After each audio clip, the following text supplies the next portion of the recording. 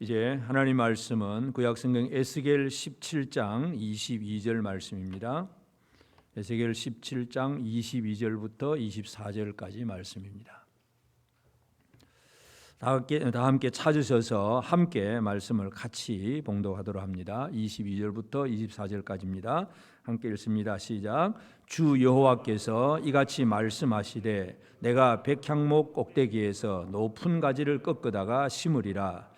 내가 그 높은 세 가지 끝에서 연한 가지를 꺾어 높고 우뚝 솟은 산에 심되 이스라엘 높은 산에 심으리니 그 가지가 무성하고 열매를 맺어서 아름다운 백향목이 될 것이요 각종 새가 그 아래 깃들이며 그 가지 그늘에 살리라. 들의 모든 나무가 나 여호와는 높은 나무를 낮추고 낮은 나무를 높이며 푸른 나무를 말리고 마른 나무를 무성하게 하는 줄 알리라. 나 여호와는 말하고 이루느니라 하라. 아멘.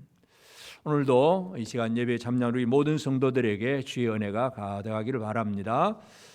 계속해서 우리가 에스겔 제 17장을 보면 하나님께서 그 바벨론 디아스포라 백성들에게 17장에 와서는 이 비유와 수수께끼와 비유를 얘기하면서 독수리 얘기하고 두 독수리 얘기, 포도나무 이야기 이런 걸 가지고 결국은 이 유다가 언약을 배반하고 첫 번째 언약을 배반하고 애굽으로 내려가다가 망한다. 그 얘기를 했고, 그래서 지난 주간에 말씀드린 것이 바로 언약을 배반하지 말라 하는 그 제목으로 말씀을 드렸습니다.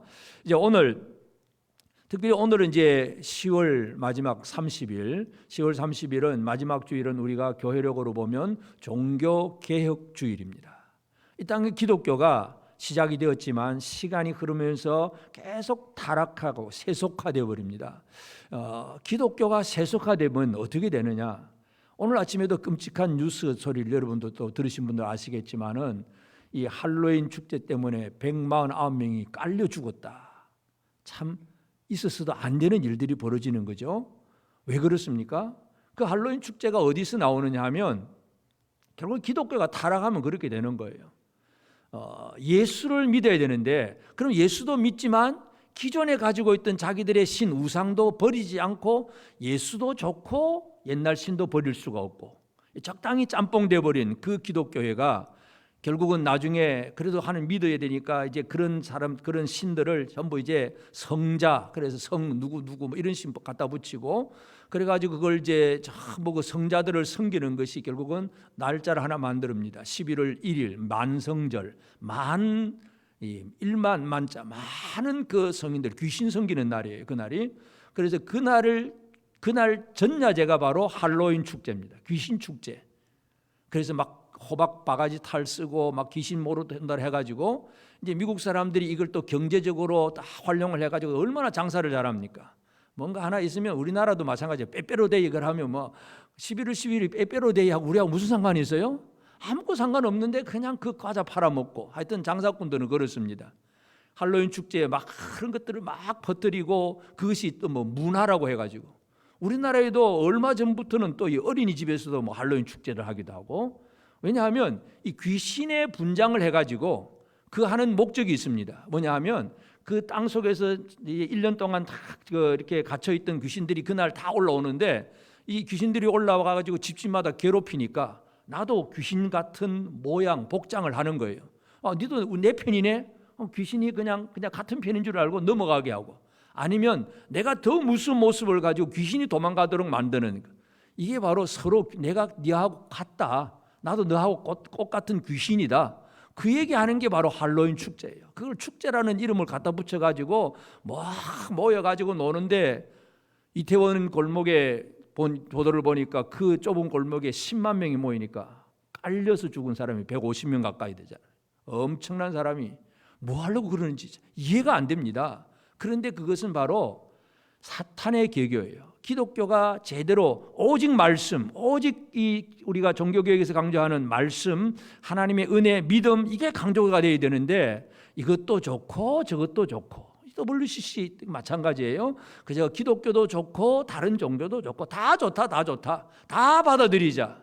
이것 때문에 이게 바로 사탄의 고도화된 그 전략인데 이 전략 때문에 지금도 많은 사람들이 놀아나고 있는 거예요. 그러면서 그것이 뭔가 문화가처럼 생각을 하고, 그렇게 안 하면 아주 쾌쾌묵은 사람처럼 생각을 하고, 그렇게 해야 뭔가 신세대 같은 그런 느낌을 가지게 하는 것이 사탄의 전략인데, 물론 어른들은 별로 많이 안 빠진다고 보겠지만 이 10대, 20대 아주 젊은 청소년들에게 있어서 가장 큰 문제가 그런 게 그냥 쉽게 넘어간다는 거예요. 다시금 회복되어야 됩니다. 종교개혁은 지금도 회복되어야 됩니다.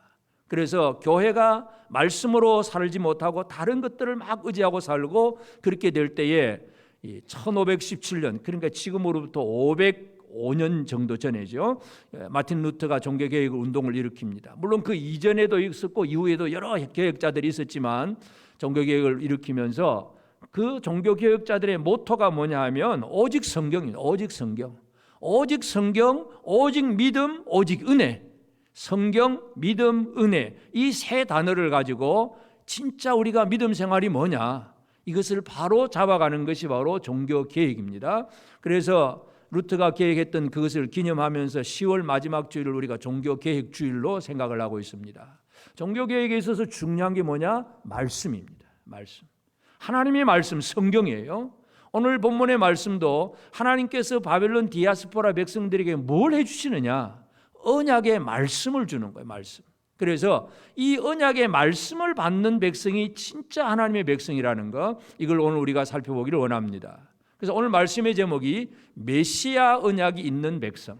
하나님이 우리에게 말씀하시는데, 그 바벨론 그 디아스포라 백성들에게 말씀하시는데 뭘 말씀하느냐? 언약을 배신하지 말라고 먹게 얘기를 하긴 했지만, 진짜 그 언약의 내용이 뭐냐? 핵심이 뭐냐? 메시아, 구세주, 예수 그리스도. 바로 이것이 바로 하나님의 백성들을 만들어 가시는 하나님의 아주 유일한 중요한 방법이 말씀을 주시는 일입니다. 그러므로 오늘 우리가 이제 이 시간, 이 시대를 살아가면서 우리에게 가장 중요한 게 뭐냐? 우리가 건강하게 사는 것도 좋고 또 이렇게 뭐 좋은 집에서 사는 것도 좋고 뭔가 좋은 게 많이 있겠지만, 진짜 핵심이 뭐냐? 하나님의 말씀이에요. 하나님의 언약의 말씀. 언약이 빠지면, 하나님의 언약의 말씀이 빠진 사람은 영혼 없는 육체와 같아요. 껍데기예요, 껍데기. 진짜 우리에게 중요한 것은, 우리의 핵심은 하나님의 언약의 말씀임을 다시 한번 기억하게 되길 바랍니다. 그래서 오늘 본문에 하나님께서 말씀합니다. 내가 백향목 꼭대기에서 높은 가지를 꺾어다가 심으리라. 우리가 17장 앞부분에서 살펴보았듯이 큰 독수리가 백향목 높은 가지에서 그 가지를 갖다가 심었습니다.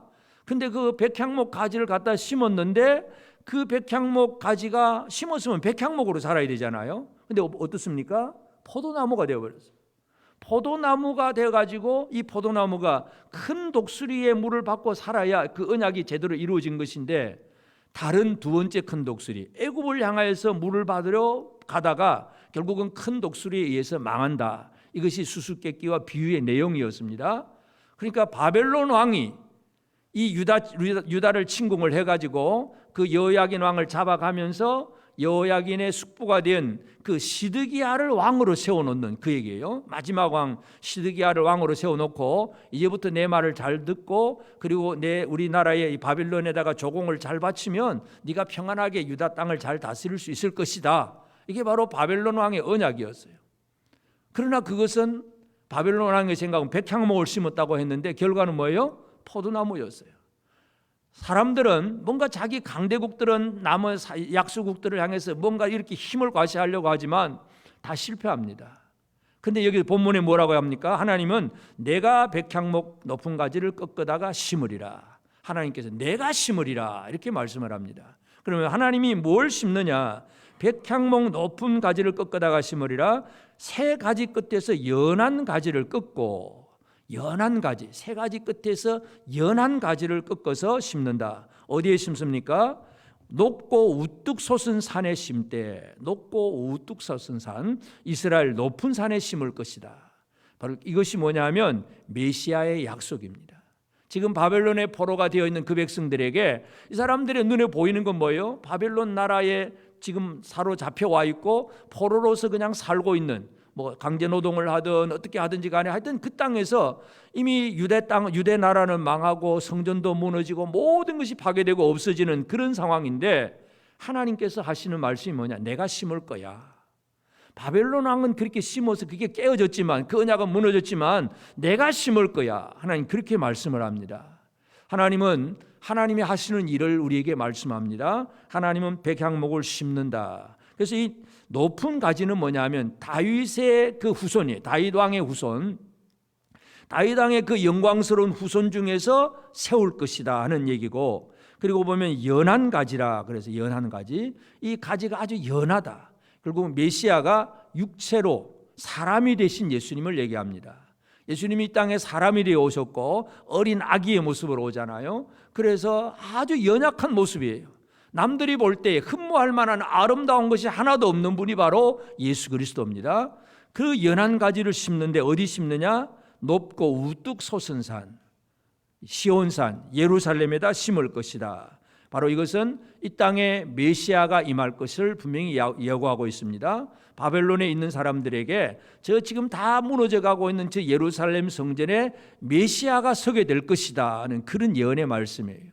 이것이 그 바벨론에 있는 사람들에게 힘이 되고 소망이 되는 그런 말씀이기도 하고, 하나님은 그 일을 이루십니다. 그래서 바벨론 포로들에게 이제 하나님께서는 메시아를 약속하고 있다는 것을 우리가 먼저 기억을 해야 되고, 그리고 이제 우리가 여기서 살펴볼 수 있는 것은 우리가 17장 앞에서 큰 독수리 바벨론이 백향목 가지를 꺾다가 심었는데 포도나무가 되어버렸다 그랬습니다. 그런데 하나님이 심으면 어떻게 되느냐? 23절에 이스라엘 높은 산에 심으리니 그 가지가 무성하고 열매를 맺어서 아름다운 백향목이 될 것이다. 하나님이 심으면 백향목이 그대로 아름다운 백향목이 된다, 이렇게 말씀을 합니다. 이 얘기는 뭡니까? 인간의 시도는, 이 바벨론 왕 느부갓네살의 꿈과 계획과 그 시도는 자기는 뭔가 한 것 같은데 다 무너지는 거예요. 사람들의 계획과 시도는 실패할 수밖에 없습니다. 그러나 하나님은 백향목을 심으면 백향목이 됩니다. 아름다운 백향목이 됩니다. 물론 여기 보면 열매를 맺어서 아름다운 백향목이 된다고 했습니다. 그런데 이건 우리가 비우니까 실제로 백향목이라고 하는 그 나무는 열매는 소나무처럼 열매가 없어요. 솔방울 정도밖에 없어요. 열매는 오히려 포도나무 열매가 더 무성한 거죠. 따먹을 수 있는 열매는. 그러나 여기서 막 강조하는 것은 하나님께서 백향목을 통한 열매가 있을 것이고, 그리고 그것은 아름다운 백향목이 될 것이고, 그리고 그 백향목이 될 것이고 각종 새가 그 아래에 깃들이며 그 가지 그늘에 살리라. 그 백향목이 높이 우뚝 솟아가지고 그 그늘이 생기고 그 그늘 아래 각종 새들이 모여 살게 될 것이다. 하나님 그 말씀을 합니다.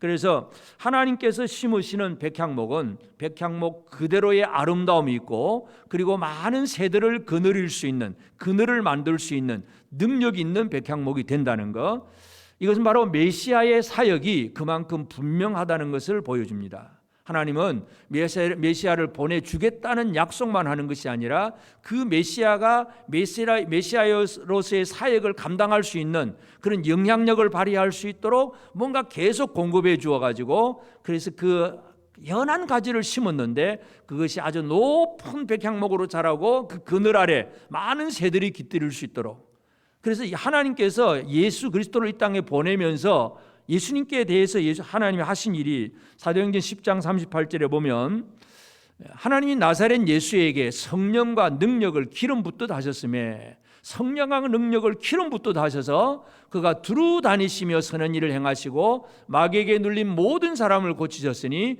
이는 하나님이 함께 하셨습니다. 메시아의 사역이 놀랍게 역사할 수 있도록 성령과 능력을 기름 붓듯 하시는 것, 이것이 하나님이 하시는 일입니다. 그래서 하나님께서 이 백향목 그 끝에 연한 가지를 심는데 그 연한 가지가 잘 자라서 그늘이 되고 많은 각종 새들이 깃들일 수 있도록 하나님께서 역사하신다는 걸 우리가 보게 되는데, 그래서 예수님이 두루 다니고 선한 일을 행하니까 어떻게 됩니까? 마귀에게 눌린 모든 사람을 고치십니다. 그 그늘 아래, 예수님의 은혜의 구원의 그늘 아래 많은 사람들이 들어와서 구원을 얻고 은혜를 누리게 된다. 이 메시아의 사역을 통해서 하나님의 놀라운 일들이 이루어진다는 것을 분명히 강조합니다. 이 많은 여기서 각종 새들이라고 표현하는 것은 모든 열방들, 모든 민족들 얘기입니다.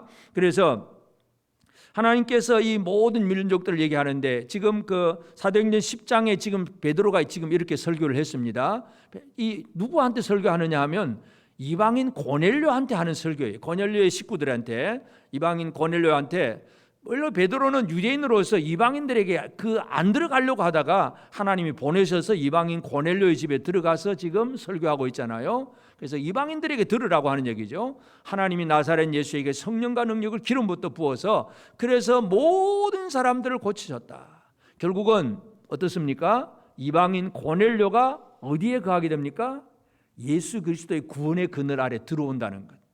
이게 바로 베드로가 강조하는 그런 내용입니다. 하나님께서 메시아의 사역을 통해서 단순히 유대인만을 구원하신 하나님이 아니라 모든 열방, 모든 민족을 구원하시는 하나님, 그 그늘 아래 각종 새가 들어올 수 있도록 하시는 것, 이것이 바로 하나님께서 하시는 일입니다. 이 은혜 때문에 오늘 저와 여러분이 살고 있는 거예요. 문자적으로 하나님께서 이스라엘만 구원하고 계시면 우리 한국 사람들 예수 믿을 사람이 아무도 없어요. 그러나 예수 그리스도의 그 메시아의 그늘이 얼마나 크고 넓으냐, 모든 이방인들이 다 들어올 수 있는 것. 그 이방인의 대표자가 바로 고넬료입니다. 백부장 고넬료가 베드로의 설교를 듣고 성령의 충만함을 받게 되고 그도 예수를 믿어 구원에 이르게 되잖아요. 바로 그런 일들이 벌어지는 것입니다. 그래서 하나님은 이 백향목 나무가 아름다운 백향목이 되고 열매를 맺고 그늘이 커져서 각종 새들이 깃들이게 한다. 이게 하나님 말씀이고, 그러면서 마지막 하나님께서 또 덧붙이는 말씀이 24절의 말씀입니다. 24절에 보면 들의 모든 나무가 나 여호와는 높은 나무를 낮추고 낮은 나무는 높이고 푸른 나무는 말리고 마른 나무는 무성하게 하는 줄 알리라. 나 여호와는 말하고 이루느니라. 하나님의 주권, 하나님의 능력, 하나님의 그 신실함에 대해서 하나님이 한 번 더 강조하는 거예요. 하나님의 주권이 어떻습니까? 높은 나무는 낮추고, 그러니까 이 세상에 권세 있고 힘 있다고 하는 나라들을 하나님께서 낮춰버리고, 또 낮은 나무는 높여주시고, 이스라엘 유다가 멸망을 당했습니다. 완벽하게 낮아졌습니다. 그런데 그를 높일 수 있는 것은 하나님이십니다. 세상의 강대국도 멸망당하게 하고 연약한 나라도 다시 세우는 것이 하나님이에요. 푸른 나무도 말리고 마른 나무를 무성하게 하는 이 세상의 모든 나라에 대한 주권을 가지신 분이 바로 하나님이십니다. 이 하나님께서 그것을 선포하고 계세요. 지금도 마찬가지입니다. 지금도 얼마 전 뉴스도 보니까 중국의 또 이 시진핑은 3년임을 세 번째 연임을 했더라고요. 완전히 독재 정권이죠. 옛날 시 황제가 되는 정도로 아주 강한 자기의 어떤 권력을 가지고 모든 일을 이루지만 언제 무너질는지 모릅니다. 하나님께서 높은 나무를 낮추시기도 하고 낮은 나무를 높이시기도 합니다. 푸른 나무를 마르게 하고 마른 나무를 무성하게 하시는 하나님이십니다. 그러니까 세상이 뭐 강한 나라, 힘 있는 나라 이것 가지고 뭐 부러워할 필요도 없고 두려워할 필요도 없습니다. 우리가 관심을 가져야 될 대상은 오직 하나님이십니다. 온 세상 나라를 주관하시는 그 하나님 앞에 오늘 우리가 어떻게 살아가느냐가 중요합니다. 그러면서 하나님 뭐라 그럽니까? 마지막에 나 여호와는 말하고 이루느니라. 하나님은 신실하게 그 말씀을 이루십니다. 그래서 하나님이 어떻게 어떤 일을 이루시느냐 하면 이사야 49장 7절에 보면 이스라엘의 구속자, 이스라엘의 거룩한 이신 여호와께서 사람에게 멸시를 당하는 자, 백성에게 미움을 받는 자, 관원들에게 종이 된 자에게 이같이 이르시되 왕들이 보고 일어서며 고관들이 경배하리니 이는 이스라엘의 거룩하시니 신실하신 여호와 그가 너를 택하였습니다. 신실하신 하나님이 이스라엘을 선택을 하세요. 이스라엘을 택하시면 이스라엘을 푸른 나무가 되게 하고 높은 나무가 되게 하시는 하나님이십니다. 오늘 저와 여러분들을 하나님께서 그렇게 만들어 가실 줄로 여러분 믿습니까? 나는 푸른 나무, 마른 나무 같고 아주 낮은 나무 같은데 내 힘으로는 할 수가 없어요. 근데 하나님은 어떤 하나님이냐? 낮은 나무를 높이시는 하나님, 마른 나무를 무성하게 하시는 하나님이십니다. 그 은혜가 우리에게 있고 하나님은 그거를 이렇게 약속하고 그걸 또 한 번 더 도장을 찍는 거예요. 신실하신 하나님, 내가 말한 대로 이루리라. 하나님 분명히 신실하시게 그 약속의 말씀을 이루신다고 분명히 강조하고 있습니다. 우리가 믿는 하나님 바로 이런 하나님이십니다. 이 하나님을 향한 온전한 신앙이 회복되어지기를 바랍니다. 그래서 지금 이 에스겔을 통해서 하나님이 약속하신 것은 그 바벨론 디아스포라 백성들에게 이제 내가 연한 가지, 그 백향목 연한 가지를 꺾어다가 심을 것이고 그 가지가 이렇게 백향목으로 아름답게 잘 자라서 각종 새들이 깃들이는 큰 나무가 될 거다. 이 회복의 예가죠. 메시아를 통한 회복의 약속입니다. 이 약속이 결국은 예수 그리스도잖아요. 예수님이 어떻게 이 땅에 오셔서 이 하나님의 언약의 말씀을 이루셨느냐 하면 이사야 선지자도 그런 예언을 하기도 했어요. 이사야 9장 7절에 보면 그 정사와 평강의 다함이 무궁하며 또 다윗의 왕자와 그의 나라에 군림하여 다윗의 왕자와 그 나라에 군림하여 그 나라를 굳게 세우고 지금 이후로 영원히 정의와 공의로 그것을 보존하실 것이라 만군의 여호와의 열심히 이를 이루시리라. 메시아가 등장하면 다윗의 왕자, 다윗의 나라를 더욱더 튼튼하게 할 것이다. 이게 바로 구약의 이사야 선지자가 예언한 내용이에요. 하나님 주신 말씀이죠. 그래서 그 언약의 말씀, 다윗의 가문, 백향목 높은 가지 끝을 심는 것이 바로 다윗 왕의 그 회복입니다. 그래서 신약 성경 마태복음 1장 1절 첫 번째 말씀이 뭐예요? 아브라함과 다윗의 자손 예수 그리스도의 계보라. 예수는 이 땅에 오셨는데 어떻게 오셨느냐? 아브라함과 다윗의 자손으로 오셨다. 마태는 특별히 유대인들에게, 자기들의 조상 아브라함, 다윗을 참 자랑스럽게 생각하고 있는 유대인들에게 예수가 누군지 아느냐? 예수가 아브라함과 다윗의 자손으로 오신 분이야. 마태복음 1장 그 족보 이야기를 그렇게 시작을 합니다. 예수는 다윗의 후손으로 이 땅에 오셨다는 것을 우리가 기억을 해야 됩니다.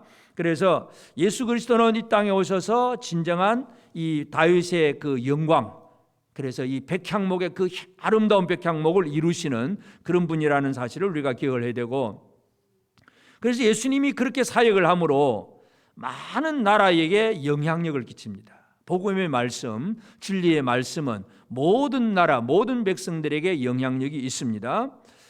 예수님이 복음의 영향력에 대해서 각종 새들이 그 그늘에 깃들일 것이다 하는 것을 강조를 했는데, 마가복음 4장 31절 32절에 보면 겨자씨 하나가 같으니 땅에 심길 때에는 땅 위의 모든 씨보다 작은 것이로되 심긴 후에는 자라서 모든 풀보다 커지며 큰 가지를 내나니 공중의 새들이 그 그늘에 깃들일 만큼 되느니라. 이 겨자씨 하나를 만한 복음, 말씀, 이 말씀 한마디가 복음의 씨앗이 그렇게 작은 것이지만, 그러나 이것이 땅에 떨어져서 이 말씀이 성장을 하게 되면 말씀 안에 공중의 새들이 깃들일 만큼 된다. 예수님 그렇게 말씀을 하셨어요. 예수님 자신이 하나님의 말씀입니다. 말씀이신 예수님이 이 땅에 오셔서 하나님의 말씀으로 뭔가 육신을 입으시고 모든 하나님 일을 하시는데, 이 말씀의 영향력이 그렇게 큽니다. 물론 지금도 세상에서 어떤 이 지도적인 어떤 위치에 있는 사람들의 말 한마디가 중요하지요. 예를 들어서 지금도 우리가 좀 바라는 것이, 경제적으로 바라는 것은 미국에서 뭔가 좀 정책을 좀 바꿔가지고 고금리가 아니고 좀 금리도 좀 낮춰주고, 누군가 연방 이사회 의장이 그 말 한마디만 하면 온 세계가 또 뭔가 또 새롭고 새로워질 거예요. 뭔가 위치에 영향력을 끼칠 수 있는 말 한마디가 참 중요해요. 그러나 그런 건 늘 그런 사람들, 대통령이 하는 말, 왕들이 하는 말, 이 뭔가 큰 영향력을 끼치지만 그래도 그건 어느 정도 한계가 있어요. 그런데 모든 시대, 모든 민족에게 미치는 진짜 영향력이 있는 것은 뭐냐? 하나님의 말씀입니다. 예수 그리스도는 그 말씀의 영향력을 얘기하면서 그 말씀 한마디가 떨어지고 그 말씀 안에 각종 새들이 깃들일 만큼 될 것이다, 분명히 말씀을 합니다. 그러면서 그 일을 이루기 위해서 예수께서 하신 일은 이 온 열방, 모든 이방인들을 향해서 하나님의 말씀을 제대로 선포할 수 있는 그런 사람들을 길러내시는 거예요. 예수님이 3년 반 동안 길러낸 12제자를 보면 전부 이 사람들은 물론 나중에는 또 퍼지긴 했지만 일단 유대인 중심이었어요. 그러나 우리가 잘 아는 사도 바울, 핍박자, 예수 믿는 사람을 핍박하러 다니는 사도 사울을 선택해서 예수님께 하신 것은 이방인을 위한 사도로 만드세요. 예수님이 하신 일이 바로 그 일입니다. 사도행전 9장 15절에 보면 주께서 이르시되 가라, 이 사람은 내 이름을 이방인과 임금들과 이스라엘 자손들에게 전하기 위하여 택한 나의 그릇이다. 사울이 이제 예수 믿는 자를 핍박하러 가다가 다메섹 도상에서 예수님의 음성을 듣고 이제 눈이 멀어지고 그리고 이제 3일 동안 이제 누워서 이제 회개를 하고 있습니다. 그때 예수님이 아나니아를 보내면서 가라. 이 사울은 어떤 사람이냐? 내 이름을, 예수 이름을 이방인과 임금들과 이스라엘 자손들에게 전하기 위해서 택한 나의 그릇이다. 예수님은 이 복음의 영향력이 모든 민족에게 퍼져야 된다는 걸 알고 있기 때문에 사울이라고 하는 사람을 다시 선택해서 사도로 만들어서 보내시는 거예요. 이게 그늘을 확장시키는 거죠. 모든 이방인들, 임금들, 이스라엘 자손 전체에게 그 하나님의 그 예수 그리스도의 말씀 안에 그늘 아래 들어올 수 있도록 역할을 하게 하는 것이 바로 사도 바울입니다. 그래서 오늘 우리가 성경을 읽어도, 신약 성경을 읽어도 바울 서신이 편지가 아주 많잖아요. 물론 베드로도 역할을 하고 사도 요한도 역할을 다 하긴 하지만, 그러나 어떤 말씀 속에서 구약의 말씀을 잘 정리하고 해석하고 적용하고 하는 데 있어서는 바울을 따라갈 만한 사람이 없어요.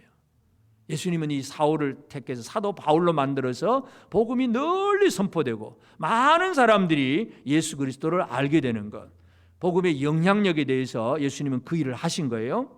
그러면서 하나님은 그 언약의 말씀을 다 이루시는 주권을 가지고 신실하신 분이잖아요. 그래서 예수님이 하신 일도 마찬가지예요. 하나님의 주권을 그대로 다 이루시는 분입니다. 예수님은 구원받을 자 아니면 구원받지 못할 자들을 택하신 그 하나님의 주권을 다 이루셨습니다. 우리가 주일 오후에 우리 계속해서 이제 그 웨스트민스터 신앙 고백문을 계속 지금 살펴보고 있지만, 하나님의 예정이라고 하는 것, 예정은 두 가지예요. 구원받기로 예정하는 사람, 버리기로 예정한 사람, 두 가지로 예정이 됩니다. 오늘 우리가 하나님 앞에 구원받기로 예정된 사람들은 복음의 말씀을 듣고 믿을 수가 있습니다. 버림받기로 예정된 사람은 아무리 말씀을 전해줘도 안 믿습니다. 못 믿습니다. 믿어지질 않습니다. 그래서 예수님께서 하시는 일이 뭐냐? 하나님께서 구원하시기로 작정된 사람, 그 사람들을 구원하는 일에 예수님은 모든 일을 다 하십니다. 요한복음 6장 39절에 나를 보내신 이의 뜻은 내게 주신 자 중에 내가 하나도 잃어버리지 아니하고 마지막 날에 다시 살리는 이것이니라. 하나님께서 택하신 자, 그래서 예수 그리스도에게 맡겨준 그 모든 사람을 예수님은 다 구원하신다는 것. 그 사람이 미국 사람이든 한국 사람이든 상관이 없고, 그가 누구이든 뭐 잘 배웠냐 못 배웠냐 그 상관이 없고요. 하나님이 선택하신 모든 사람들은 예수 그리스도가 구원하십니다. 반면에 버리는 것도 분명합니다. 택한 자를 구원하는 것도 분명하지만 버리는 것도 분명합니다. 요한복음 13장 18절에 보면 내가 너희 모두를 가리켜 말한 것이 아니니라. 나는 내가 택한 자들이 누구인지 알미라. 그러나 내 떡을 먹는 자가 내게 발꿈치를 들었다 한 성경을 응하게 하려는 것이니라. 가룟 유다의 배신에 대해서 지금 이런 얘기를 하는 거예요. 그래서 가룟 유다가 아니 예수님처럼 뭐 인자하고 사랑이 많으면 자기 제자 하나 배신 못하도록 다 알고 계시잖아요. 설득을 하든지 뭔가 강하게 역사에서 그 마음을 좀 뭔가 움직여서 진짜 믿음으로 살아갈 수 있도록 얼마든지 하실 수 있는 분이잖아요. 그런데 왜 버립니까? 하나님의 선택에서 이미 버리기로, 유기되기로 작정된 사람이 바로 가룟 유다인 거예요. 그래서 성경에 내 떡을 먹는 자들이 발꿈치를 들었다. 발꿈치를 들었다는 얘기가 뭐예요? 뒤돌아섰다는 얘기예요. 발꿈치들 뒤돌아서서 배신하고 가는 사람. 그래서 가룟 유다가 멸망당하는 것, 이건 예수님이 막지 않습니다. 그는 버리기로 작정된 사람이기 때문에 그렇습니다. 그래서 택함 받은 자들은 다 구원하고 버림받은 자들은 그대로 내버려 두는 것. 하나님의 주권을 이렇게 예수님께서 다 이루셨습니다.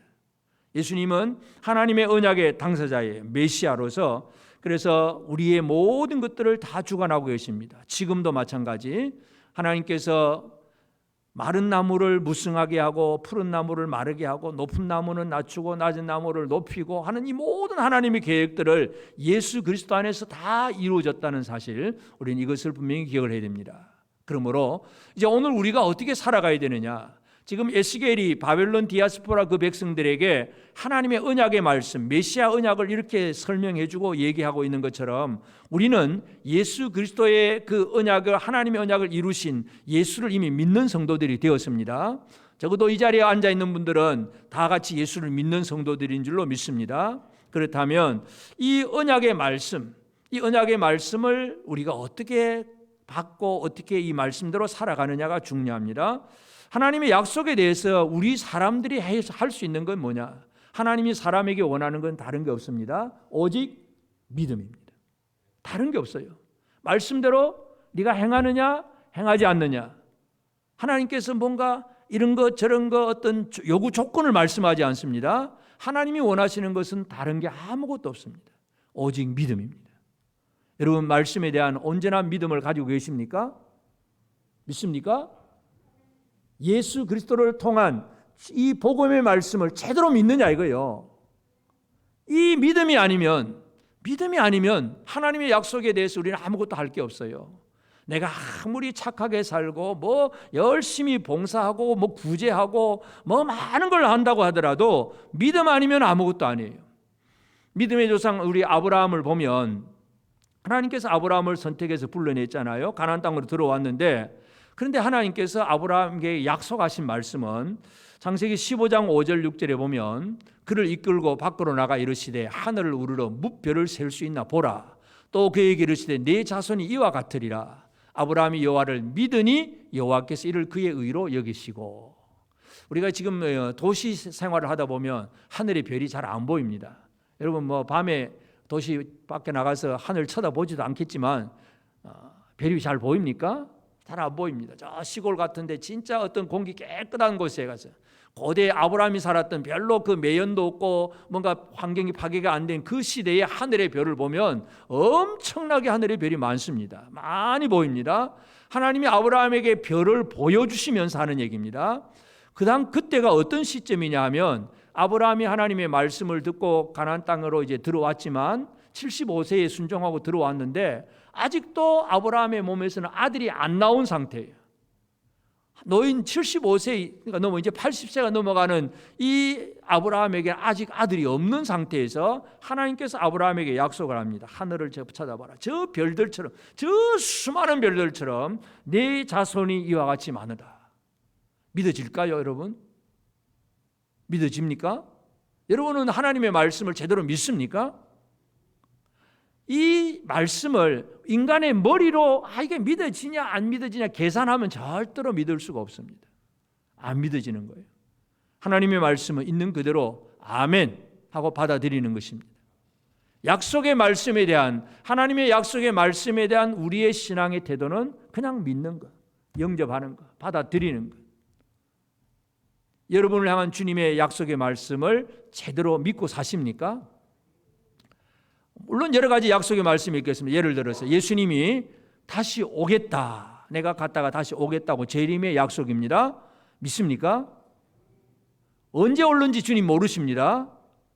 그러면 지금 당장이라도 주님이 오신다면 주님을 영접할 준비된 삶으로 지금 살고 계십니까?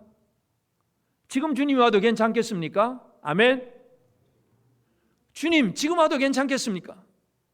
아니면 주님 내일 오시라 그럴까요? 내가 뭔가 조금 더 잘한 다음에 오시라 그럴까요? 언약의 약속의 말씀에 대한 것은 믿음이에요. 믿음. 믿는다면 주님의 약속을 제대로 믿는다면 이 믿음으로 살아가는 삶은 너무나 소중한 거예요. 그래서 우리는 이 아브라함처럼 자기 몸에는 아직 아들이 태어나지도 않았는데 그런데 그 후손이 하늘의 별처럼 많을 거라고 하신 그 약속의 말씀을 아브라함은 믿었고 하나님은 아브라함을 의롭게 여겨주신 것입니다. 다른 게 없어요. 얼마나 착하게 했느냐 뭐 열심히 했느냐 하나님 그거 따지지 않습니다. 기도 얼마나 몇 시간 해서 전도 몇 사람 해서 이게 아니에요. 그건 우리가 믿음 이후에 그저 기쁘고 감사해서 열심히 하는 것이고 진짜 하나님이 원하시는 것은 약속하신 말씀을 주셨을 때에 제대로 믿는 것, 믿음으로 받아들이는 것, 이것만이 우리가 할 일입니다. 예수 그리스도는 우리의 구세주입니다. 우리의 죄를 다 사하셨습니다. 십자가에서 못 박혀 죽으신 예수, 그 이름을 믿는 자는 하나님의 자녀가 되는 권세를 얻습니다. 아멘. 내가 믿음으로 하나님의 자녀가 되는 거예요. 하나님이 우리에게 원하는 것은 다른 것이 없습니다. 오직 믿음입니다. 이 믿음을 소유하기를 바랍니다. 종교개혁주의를 우리가 다시 한번 고백합니다. 오직 성경, 오직 믿음, 오직 은혜입니다. 여러분, 이 땅에는 지금도 마찬가지, WCC나 이러한 그 단체들은 오직 믿음이 아니에요. 예수도 좋고 또 저런 뭐 귀신 섬기는 저런 뭐 것도 좋고 다 좋다. 우리 전부 하나가 되고 연합하고 일치돼 가지고 그냥 등산을 할 때 이쪽에서 올라가고 저쪽에서 올라가도 결국 정상에서 만나지 않느냐. 너는 그렇게 믿고 나는 우리 이렇게 믿고 그냥 우리 다 같이 사이좋게 지내자. 이게 바로 WCC예요. 이게 한국 교단 안에도 엄청나게 제일 그 교단 교세가 제일 크다고 말할 수 있는 장로교 WCC를 제일 주장하는 쪽이 통합측이고, 또 WEA 합동측도 거기에 또 뭐 같이 연합을 하고, 대부분의 교회가 그냥 다 몰려가 있는 거예요. 물론 각 교회별로 보면 목사님들 중에 그렇지 않은 분들도 분명히 있을 거로 생각을 합니다만은, 그러나 교단 전체 그 소속팀이 뭐예요? 그렇게 소속되어 있는 거예요.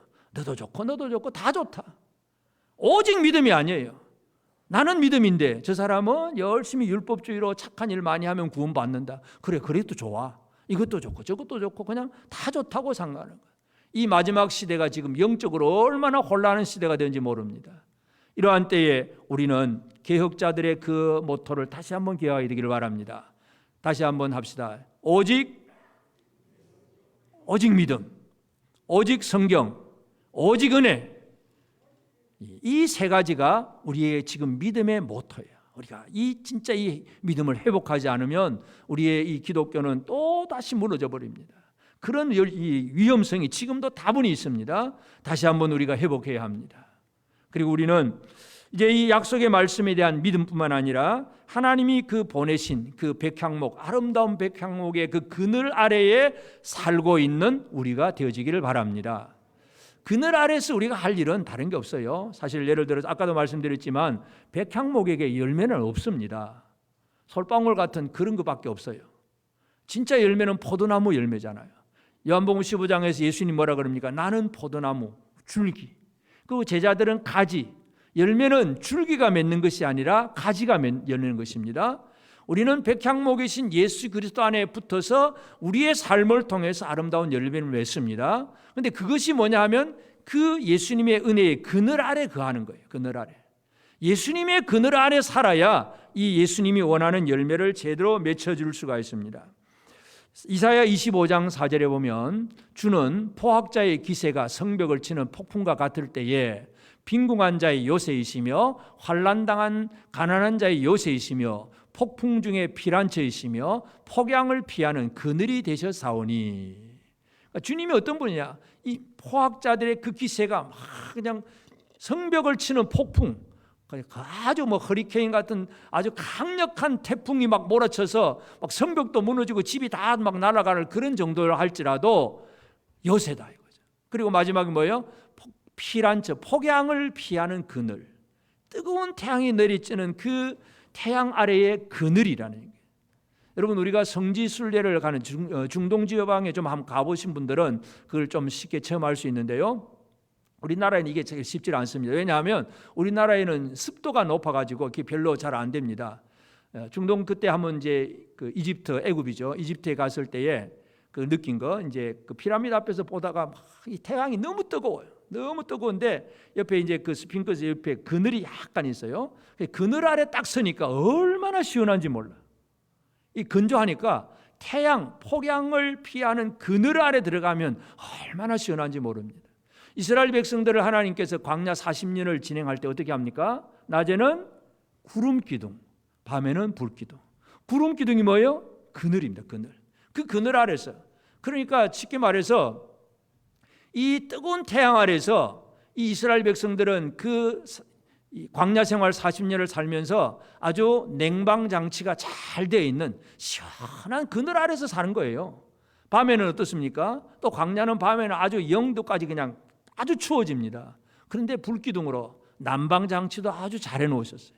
하나님은 냉난방 완벽하게 광야에서 이스라엘을 다 서비스해 주셨는데, 그런데 백성들은 불평하고 원망하지요. 하여튼 우리는 그 그늘 아래 사는 것, 하나님의 그늘 아래, 은혜의 그늘 아래 살아가는 것이 중요합니다. 세상이 우리의 그늘이 아닙니다. 애굽도 그늘이 아니고 바벨론도 우리의 그늘이 아닙니다.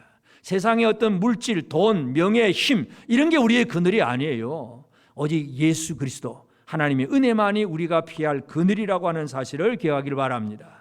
아가서에 보면 술람 여자가 자기의 신랑 대신 솔로몬 왕에 대한 그런 고백을 합니다. 아가서 2장 3절에 남자들 중에 나의 사랑하는 자, 이 남자들 중에 나의 사랑하는 솔로몬 왕에 대해서 사랑하는 자는 숲풀 가운데 사과나무 같구나. 내가 그 그늘에 앉아서 심히 기뻐하였고 그 열매는 내 입에 달았도다. 신부는 신랑의 그늘 아래 있어야 되잖아요. 신부가 신랑의 그늘이 아니라 다른 남자의 그늘에 가버리면 이거 어떻게 되는 거예요? 큰 배신이고 그 결혼은 이루어질 수가 없습니다. 오늘 우리가 영적으로도 신랑 대신 예수 그리스도의 그늘 아래 거하는 그런 우리 성도들이 되어지길 바랍니다. 다른 게 그늘이 아니에요. 돈만 있으면 돼, 건강하기만 하는데 이게 아니고 예수 그리스도만이 우리에게 진정한 그늘임을 기억하시길 바랍니다. 그러면서 우리는 하나님께서 약속을 하시면서 하나님은 내가 말하고 이루리라고 분명히 약속을 했습니다. 하나님의 그런 모든 주권을 신뢰하면서 우리를 높이기도 하고 낮추기도 하는 모든 일을 하나님이 이루시기 때문에 그 하나님께 대한 그 약속의 말씀에 대한 소망을 가지고 살아가는 것이 우리의 삶의 특징이 되어야 됩니다. 바벨론 디아스포라 사람들, 비록 그들의 삶은 평안한 생활이 아닙니다. 남의 나라에 포로로 사는 생활이 뭐 얼마나 평안하겠어요? 결코 평안하지 않습니다. 그러나 소망을 품고 삽니다. 비록 나라는 망하고 내 몸은 남의 나라에 잡혀 있지만 그래도 하나님은 우리를 회복시킬 거다. 하나님은 우리를 다시금 회복시킬 것이고 무너진 성전을 다시 재건하실 것이다. 이 하나님의 약속의 말씀에 대한 소망을 가지고 살아가는 것. 지금 우리의 삶이 그렇습니다. 아무리 힘들고 어려워도 우리는 하나님의 약속의 말씀에 대한 소망을 품고 살아가야 됩니다. 로마서 8장 36절 37절에 보면 기록된 바 우리가 종일 주를 위하여 죽임을 당하게 되며 도살당할 양과 같이 여김을 받았나이다 한것 같으니라. 그러나 이 모든 일에 우리를 사랑하시는 이로 말미암아 우리가 넉넉히 이기느니라. 우리는 도살을 당할 양과 같이 아무 힘도 없는 이제 죽음 직전인 것 같아도 그래도 우리는 우리를 사랑하시는 그 하나님의 사랑 때문에 넉넉히 이길 수 있다고 하는 이 소망을 품고 사는 저와 여러분이 되어지기를 바랍니다. 소망의 사람이 되기를 바랍니다. 하나님은 이 땅에 왜 언약의 말씀을 주느냐? 소망의 사람을 만들기 위해서입니다. 우리의 소망이 어디 있는가를 다시 한번 확인하게 되기를 바랍니다. 내가 어떻게 하면 돈을 이렇게 벌고 이렇게 하면 어떻게 되고 해가지고 땅에 있는 것에 소망을 두고 살면 얼마 안 가서 다 말라 비틀어지고 무너지게 됩니다. 그 푸른 나무들을 금방 말라버립니다. 우리는 하나님의 손길 속에 소망을 품고 살아가야 됩니다. 그래서 이 에스겔 17장 이 마지막에 있는 말씀들, 바벨론 그 느부갓네살이 백향목 가지를 심은 것 같지만 진짜 심는 이는 하나님이시라는 것. 하나님이 누구를 심느냐? 메시아 예수 그리스도를 심습니다. 우리의 구원을 위해서, 우리를 사랑하시기 위해서 예수 그리스도를 심어 넣으셨다는 이 약속의 말씀이 구약시대 에스겔을 통해서 주셨습니다. 저와 여러분들은 이미 오신 예수를 믿고 사는 사람들입니다. 주님이 우리에게 약속하신 말씀, 내가 갔다가 다시 올 것이다, 이 약속의 말씀을 우리가 믿고 사는 성도들입니다. 다시 오실 주님을 제대로 기다리는 이 믿음의 생활을 살게 되기를 바랍니다. 우리는 어떤 사람입니까? 하나님의 언약이 있는 사람들입니다. 하나님과 약속이 있는 사람들입니다. 누군가 친구하고 약속 그게 아니에요. 하나님과 언약의 말씀이 있는 사람이에요. 이보다 귀한 사람이 없습니다. 옆 사람에게 한번 인사를 나누겠습니다. 당신은 하나님의 언약이 있는 사람입니다. 이 언약을 기억하고 이 언약을 붙들고 이 언약을 의지해서 살아가는 복된 성도들이 되어지기를 주의 이름으로 축복합니다. 아멘.